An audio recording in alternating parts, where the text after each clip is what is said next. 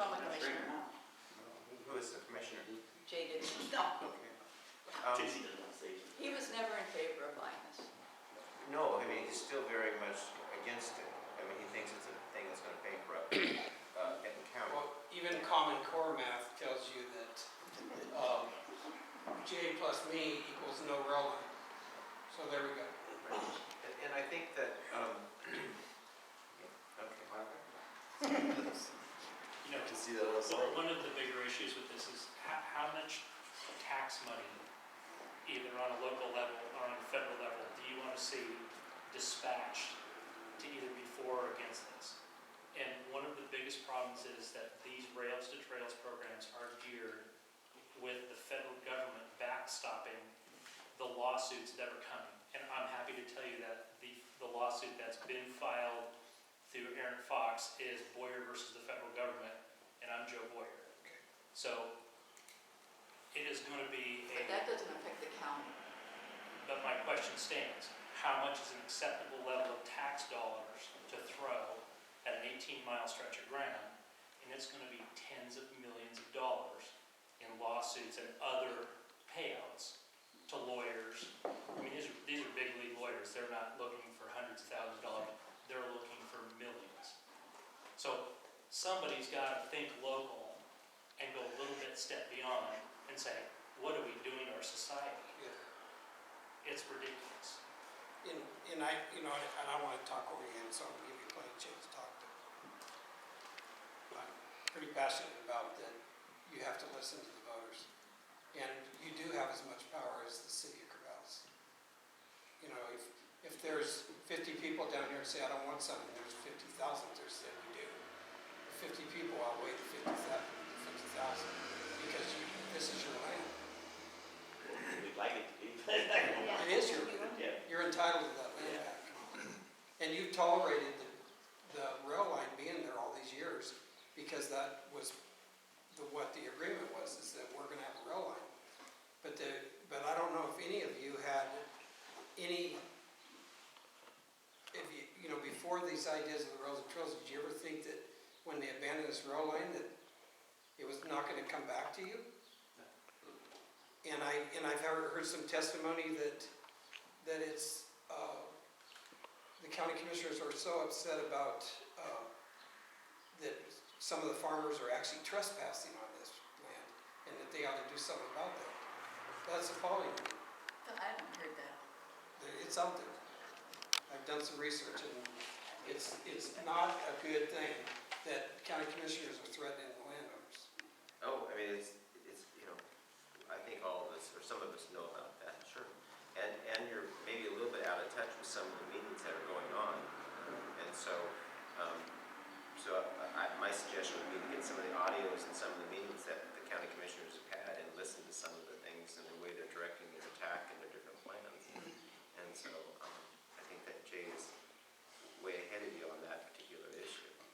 I mean, it's tough when you're being singled out and who's going to get their fence and who's not going to get their fence when there's a lot of people are just as, in a sense, deserving where they look at deeds.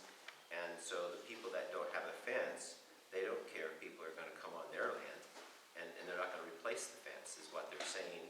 And so it's very unfair for a lot of people that are on the line because their deed doesn't have a specific, but when it comes down to the actual trespassing issue, Benton County will have to put up a fence on everybody's land because there are some statutes that will determine that. And so, in talking with Annabelle on Wednesday, I brought some information that Frank and I have been working on, and Jeff Goracki, and as well as Joe Boyer. And some of the information was some accuracy of Benton County had someone, or actually a couple people, go down the entire length of this railroad track and measure, look at, find people's culverts, do an inventory, roads, places where there was no fencing, different things, just endless. And then they determined many things, and so they came up with a kind of a rough idea of some of their costs. And in the case of like my own almost 1,500 feet short. And they had like a bid of like maybe $10,000 to replace the fencing, which when mine came in, it was $58,000. And so they were like, oh, well, somebody's not accurately giving us the information. And so there, as someone mentioned about the costs that are factoring in that they didn't expect, well, it's because there are games being played and trying to not have the actual, so if the bike path goes in, well, we thought it was going to be $20,000, but now that we have it in place, it's actually going to cost $2 million. And this is an exaggeration on my part, but now we have in place the tax people, the people are going to have to pay for it.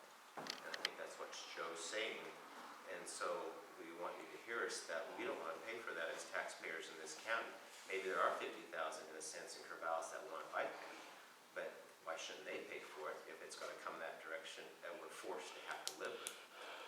And so there's endless things here that, we hope that you will hear us, that we don't want it. I don't want it. I don't want to speak for everybody in the room here. I mean, Kathy, do you guys want the bike path? Okay, maybe I had talked to you a day or two, and you changed your mind, so.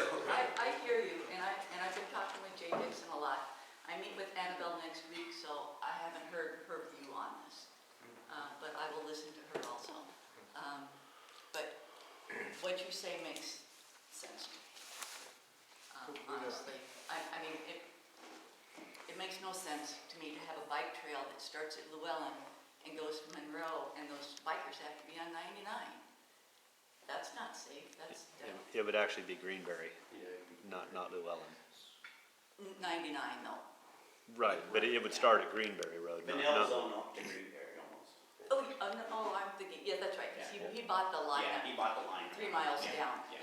Yep, okay, so Greenberry. But Yeah. even so, that makes no sense to have that stretch. And they're having enough trouble with the Albany to Corvallis to Albany trail, that, And that's still railroad. and that's still a railroad, so I agree with Jerry, in times of budget issues, Right. it does not make sense. So on the cost, do either of you know what it's costing per mile for the North Albany Trail that they're working on? I've heard $21 million. Yeah, so I did some poking around and just rough numbers from like 2000 and, I think it was 2010 in North Carolina, where they put in a stretch of rails to trails. And the conversion cost, just the conversion to pave it, cost $500,000 a mile. So that's just, now of course it is now 2014, so prices have increased. That was just to prep it and pave it. That didn't include all the engineering, all the project management, any legal issues that you had to deal with. So just roughly, I'm thinking around $1 million a mile is what. Yeah, that's about right, $21 million. Yeah. So. But is that even taking into account the fencing and everything like that? Yeah, And the so- maintenance that's gonna have to happen Yeah, afterwards? so the OpEx on top of that, the strain that you put on the sheriff's department, the strain that you put on the local volunteer fire department, it's immeasurable. I mean, I don't know what it costs if someone's stranded down the bike path, and they have an emergency, and they call, and they say, I'm on the Bailey bike path, all I see is trees and farm fields, and they have to drive their truck, and not to mention, I've talked to some of them, they're gonna drive their fire trucks on those old rail trusses, because, who knows if they're capable of holding. The thing is, it's a nice idea, it's not gonna work. That's all I can say. And I think I heard the best idea ever. Jeff said, Benton County already has a bike path, and it's Bellefonte Road. You already own it. Improve it a little bit, expand the shoulder. They And, have. and It's gravel. people already love riding about Bellefonte Road. I mean, people come from all over the state to ride that ride. And I think, the best idea I've heard as But, an but how much alternative money solution. would that? So they just paid for it. I could, kind of with great trepidation, my name is John Gredanis. What's your And name? John Gredanis. So if my good neighbors, and I'll give you time to turn the camera around. No, it's okay, go ahead. I guess I was quoted in the paper, in the story, and if my good neighbor is gonna tar and feather me, you know, I'd at least wanna be tarred and feathered for what I actually said, not what was quoted. And I want to jump in at your point, I guess. I've worked with a lot of different people in the area who really are interested in safe recreational opportunities that attract people to this area. And we work with a mountain bike up by the Alsea. We've talked to many people who are looking for safe transport along Bell Fountain and along Alpine, where we can get more recreation. The point I was trying to make to the reporter was that does this Bailey branch offer the opportunity to bring in outside money to rethink, to focus on improved bicycling, not the Bailey branch? As soon as you call something a trail, there's new resources made available. The idea, I totally agree with everything here. When I asked the question, are you a proponent of the Bailey branch? I said, no, I'm not. It's going to cost way too much. It's going to, we're going to end up in a lawsuit for years. Either my tax dollars are paid for a lawyer, or everybody around here is paying good money on lawyers. But I've worked in enough of other locations where people have taken this concept, brought in outside money, and paid for the improvements along the road. Calling a bike path or calling another transportation sector opens up new funding models. And trying to shift the conversation from a battle over the Bailey branch to how do we improve bicycling in this area? How do we improve additional recreation in this area? And can there be very short pieces of this land made to, and again, from here to Alpine cutoff, is that a possibility to get people off of 99 without impacting landowners too much? Can we back off from either 100% or nothing to leveraging the community as a group to figure out how to improve bicycling or recreation for people here and elsewhere? Well, I was talking with Lonnie Wonder, he's the fairgrounds manager, and what he would love to see are more parks with campgrounds, so that people have a place to bike too. I mean, wouldn't it be great to come to Monroe, however they bike here, and have a place for them to stay? I mean, that makes sense to me.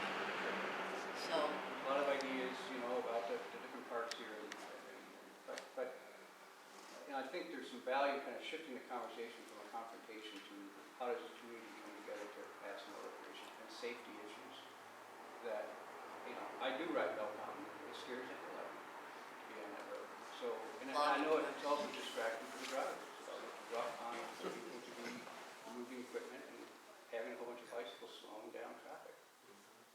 So if there's some way to shift the conversation a little bit, yeah. you're not going to get much support down here for the bike trail. Yeah,